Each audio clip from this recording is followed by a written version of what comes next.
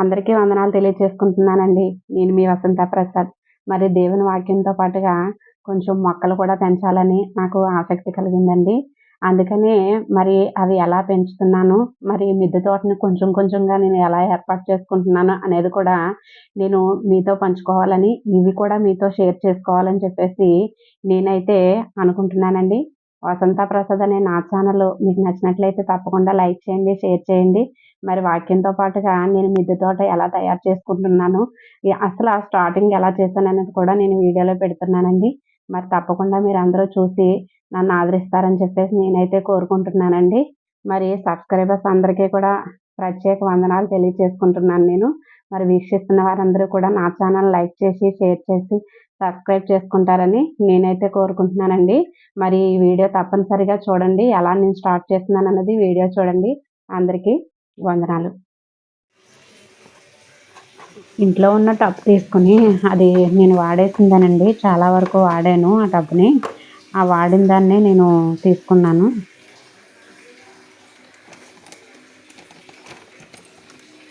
ఆ టబ్ కూడా ఇది కిచెన్ వేస్ట్ అండి. కిచెన్లో ఉన్న వేస్ట్ ఆ కవర్లో పెట్టుకున్నాను. జిప్ కవర్లో పెట్టుకుని పక్కన పెట్టుకున్నాను. ఇదైతే కనుక ఫ్లిప్కార్ట్లో నేను కోకోపీట్ బుక్ చేశానండి. అది వచ్చింది. ఇది చిన్న డబ్బా ఒకటి ఉందండి, పెయింట్ డబ్బా. మా ఇల్లు కట్టినప్పుడు పెయింట్లు వేసినప్పుడు చాలా డబ్బాలు మిగిలాయి. కానీ అప్పుడంటే మొక్కలపై అంత అవగాహన కానీ ఇంట్రెస్ట్ లేక అవి అలా ఇలాగా చెదిరిపోయాయండి. ఒకటైతే ఉంది. సర్లే ఆ చిన్న దాంట్లో పెట్టొచ్చులే అని చెప్పేసి అనుకున్నాను. ఆ హోల్స్కి ఊడిపోకుండా పెంకు ముక్కలు పెట్టానండి. తర్వాత కొంచెం కోకోపీట్ వేసుకున్నాను. అలాగే మళ్ళీ దీనిలో కూడా కోకోపీట్ వేసుకున్నానండి. ముందు ఈ రెండు ఖాళీగా ఉన్నాయి కదా, వీటిలో పెట్టి చూద్దాము అసలు దాన్ని బట్టి ఎలా వస్తాయో ఏంటి అనేది అని చెప్పేసి. నాకు కూడా ఇది ఎలా చేయాలి ఏంటి అయితే నాకైతే తెలియదండి. యూట్యూబ్లో కొంతమంది ఛానల్స్ చూశాను నేను. చూసి సర్లే ఆ విధానంలో వేయొచ్చు అన్న విధంగా కూడా నేను అవి నేర్చుకున్నానండి. నేర్చుకోవడంలో తప్పే ఉంది. అవి నేర్చుకుని సర్లే నేను కూడా చేయొచ్చు అన్న ఉద్దేశంతో ఇది కిచెన్ వేస్ట్, ఆ టబ్లోని ఈ టబ్లోని కిచెన్ వేస్ట్ వేసానండి. ఎందుకంటే మట్టి బాగా దట్టంగా బాగా కూడి వేసినా సరే మొక్కలు రావని చెప్పేసి అంటున్నారు కదా, కొంచెం లూజ్గానే ఉండాలంటున్నారు కదండి. అందుకని చెప్పేసి నేనైతే అలా చేశాను. ఈ రెండు టబ్బులతో కొన్ని విత్తనాలు పెట్టవచ్చు. పెట్టిన తర్వాత అప్పుడు మరలా వస్తే కనుక అప్పుడు టబ్స్ తీసుకుని మేడపైన కొద్దిగా స్టార్ట్ చేయొచ్చు అన్న ఉద్దేశంతో నేను చేశానండి. దాని మీద మళ్ళీ కోకోపీట్ వేసాను. ఇక్కడ మట్టి తెప్పించానండి. ఈ మట్టి అదే ఆవు పేడ, ఆవు కంపోస్ట్ ఇది కలిపి ఉన్న మట్టి అండి. అది ఇది మట్టి అది మిక్స్ అయ్యిందండి. అది కొంచెం తెచ్చిపెట్టమంటే పాపం తెచ్చిపెట్టాడు. అది ఏంటంటే ఆవు కంపోస్టుని ఇది మట్టి మిక్స్ చేసిన మిశ్రమం అండి. అది కూడా వేస్తున్నాను. ఈ రెండు టబ్స్లోకి కొంచెం తీసుకున్నానండి. అది కూడా ఈ టబ్ నిండా వేయచ్చు. ఆ చిన్న టబ్ నిండా వేయచ్చు. ఇంకా కొంచెం ఉందండి.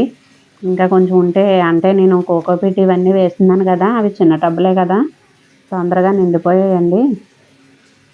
నిండిపోవడంతో అవి ఏంటంటే కొంచెం మళ్ళీ పక్కన పెట్టాను. వేరే టబ్ ఏదన్నా చూసి అందులో వేరే వేయచ్చు. లేదంటే కనుక ఆ బకెట్కే హోల్ పెట్టేసి వేరే ఏదైనా విత్తనాలు వేయచ్చు అని చెప్పేసి కొంచెం ఉంటే పక్కన పెట్టేశాను. ఉన్నదేమో ఇందులో సర్దుతున్నానండి. ఆ బకెట్లో ఈ బకెట్లో కొంచెం టబ్లోను ఆ చిన్న టబ్లోను కూడా రెండు సర్దుతున్నాను. ఎందుకంటే ఇవి ఆనపకాయ విత్తనాలు అనుకుంటున్నానండి. ఆనపకాయ విత్తనాలు అవి ఏంటంటే కొన్ని నేను నాటొచ్చు, కొన్ని పెట్టొచ్చు, తర్వాత వచ్చిన దాన్ని బట్టి మిగతా పెట్టొచ్చు అనేసి ఇవి బీర విత్తనాలండి. అవి ఫస్ట్ ఆ టబ్లో పెట్టొచ్చు అని చెప్పేసి అండి ఒక 8 తీసుకున్నాను నేను. 8 తీసుకుని పెట్టొచ్చు, మిగతా 6 ఎన్నో ఉన్నాయండి. తర్వాత మళ్ళీ వేరే టబ్ చూసి ఈ మొలకలు వచ్చిన తర్వాత అవి పెట్టొచ్చు అని చెప్పేసి నేను ఒక 8 ఎన్నో తీసుకుని అలా పెట్టానండి. ఎందుకంటే నేను కూడా మెసేజ్ చెప్పడంతో పాటు కూడా వాక్యం చెప్పడంతో పాటు కూడా ఇవి కూడా మంచి గుడ్ హ్యాబిట్సే కదా, ఏదైనా కూడా ఉపయోగపడేది చెప్పడంలో తప్పేం లేదు కదా అని చెప్పేసి నాకైతే అనిపించిందండి.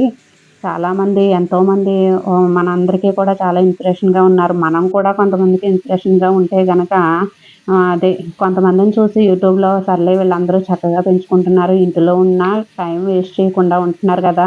నేనెందుకు అలా ఉండకూడదు అని చెప్పేసి నాకనిపించిందండి. అనిపించి సరేలే కనీసం ఏంటంటే మనం పెట్టింది మనం చేసింది ఒక్క కాయ వచ్చినా కూడా అది చాలా హ్యాపీగా ఉంటుంది కదండీ!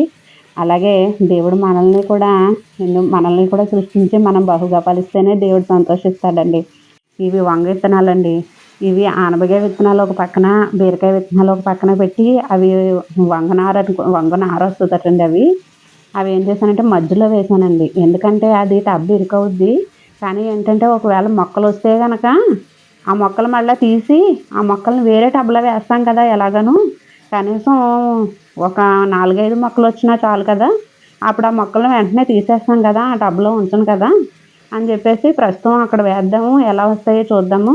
ఆ మొలకలొచ్చిన వెంటనే వేరే టబ్ కొని అని చెప్పేసి లేపోతే ఇప్పుడున్న బకెట్‌కి ఆ వేస్ట్ బకెట్‌కి ఏదైనా హోల్స్ పెట్టి అప్పుడు చేయొచ్చులే అని చెప్పేసి మయంగా ఆ వంగ విత్తనాలు వేసానండి. వంగ నారొస్తదట. ఆ నారు తీసి తర్వాత వేయొచ్చులే. ఆ పక్కన, ఈ పక్కన ఇవి పెట్టాను కదా ప్రస్తుతం అని చెప్పేసి టబ్ అయితే వెడల్పుగానే ఉందండి. అని చెప్పేసి మధ్యలో వేశాను. వేసిన తర్వాత ఇంగో నారు వేసిన తర్వాత నీరు వేయాలి అని ఖచ్చితంగా అంటారు కదా! కొంచెం తడి తడిగా అనిపించిందండి అదంతాను. అయినా సరే కానీ వెంటనే మొక్క వేసిన వెంటనే నీళ్ళు వేయాలి కదా అని చెప్పేసి ఆ నీళ్ళు చిలకరిస్తున్నానండి టబ్‌లోని.